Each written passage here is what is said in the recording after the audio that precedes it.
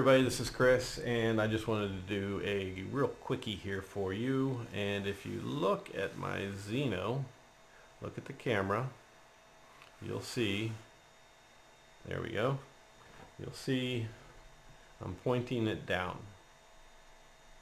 So what I want to show you here is I'm not obsessing on the person that's doing this. I'm obsessing on the constant false information. So when you watch this person's channel, you have to take things with a grain of salt and realize that he's learning and, I'm sorry, but just not paying attention or trying other things. So one thing I watched in this current video that inspired me to do this one to show you what I'm going to show you now is precise landing on an apron. If you want to test that, you want to put it in the grass and test it. That's where you're going to use an apron. If you put it on concrete, it's pretty easy for the camera to detect it. Therefore, I do not think that this precise landing works perfectly. I've tried both sides. I've got a whole video on that I'm going to put out later. I don't want to put it out just yet because there's a few more things I want to add to it, and I wanted to add one of my little magic precise landings like I did in one of my other videos where it landed in my hand. So that one's not published yet, but if you want to practice testing that, put it in the grass where you would actually use a landing apron. You're not really going to whip out a landing apron on the concrete. Not only that, you risk getting air up underneath it, the apron could lift, and then you're going to have a crash. So that right there was something that I noticed in this video.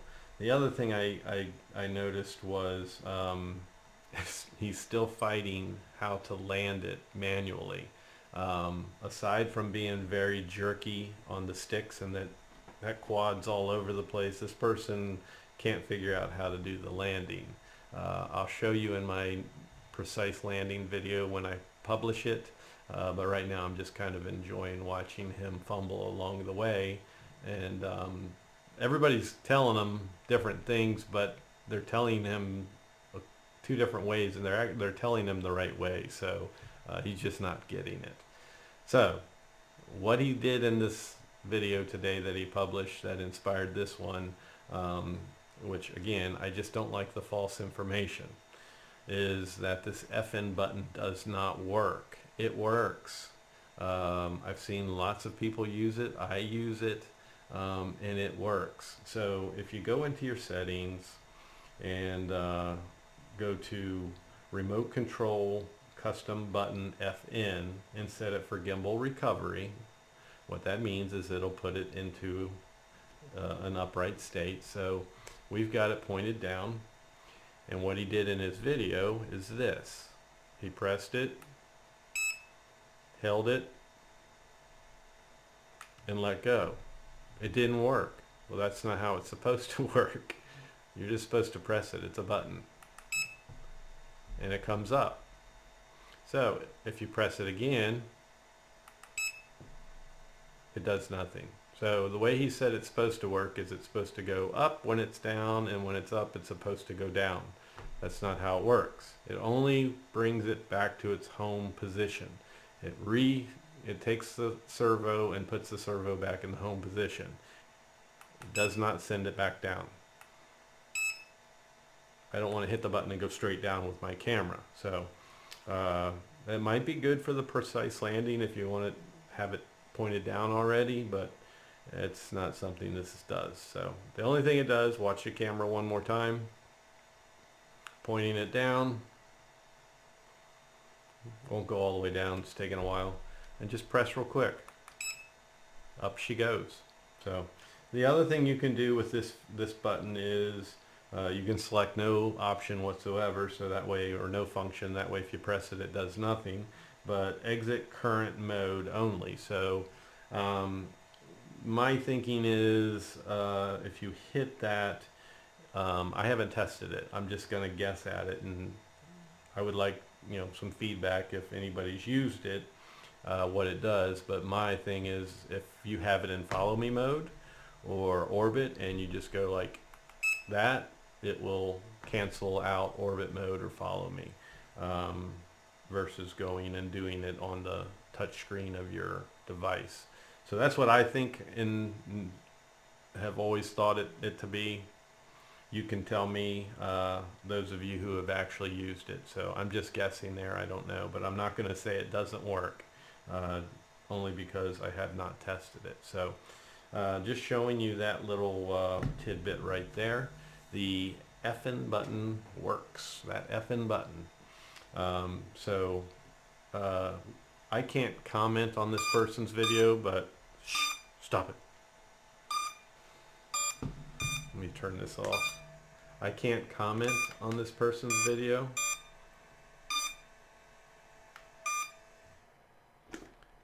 because I'm blocked. I don't know why. And a lot of people are blocked because they point out things like I just pointed out, but you have to do it very kindly, gentle, and then that way you don't get your comment deleted from his channel or blocked. Most of you know, I guarantee if you watch my channel, you probably watch a lot of the things that go on that channel. Go over there, leave a comment, and tell them how to use the FN button. That's what inspired this video. Just a quickie from me to you, and hopefully if you didn't know it worked, you got something out of this. And as for that precise landing, I'm going to say it gets you in the general area, but it's not accurate. Not only that, the time it takes sitting there focusing on it, you're better just to land it yourself. So point that camera down, land it on the apron pad yourself. The whole part of these quads are the enjoyment of flying them. Features are cute and fun, but they also, the one thing you need to know and keep in mind, any feature you use, you put yourself higher at risk to have an accident. Follow me, return to home even. Those are when you find, hear of people crashing their quads. Hit return to home, say it didn't record its home takeoff point when it fired up the motors to take off. You hit return to home, or it goes into a forced return to home, and you lose your quad. Whenever I get a return to home, unless I've gone way out and then I'm just tired of holding the stick, whenever I get a return to home, I cancel it out and I always fly the quad myself. That way you also know your orientation and you get used to doing that type of thing. But just keep in mind features like that and landing aprons and for precise landing and stuff like that. If you're allowing the quad to take over and do it, you're increasing your chances to have accidents. Learn how to fly it yourself and learn how to control the sticks on the Zino. These need extensions. I'm glad they unscrew, because that's one thing I'm replacing is the sticks. I need longer sticks, make it more precise to my stick commands. But it's easy to learn how to be light on them and not jerking your quad all over the place like you see. So stuff like that. Just practice flying it yourself and honing in on its little quirks and making it a better flight experience. So that's it. That's all I wanted to say. And thanks for watching. Hit that thumbs up on your way out. And newbies, hit that subscribe. And we'll catch you on the next video. Take care.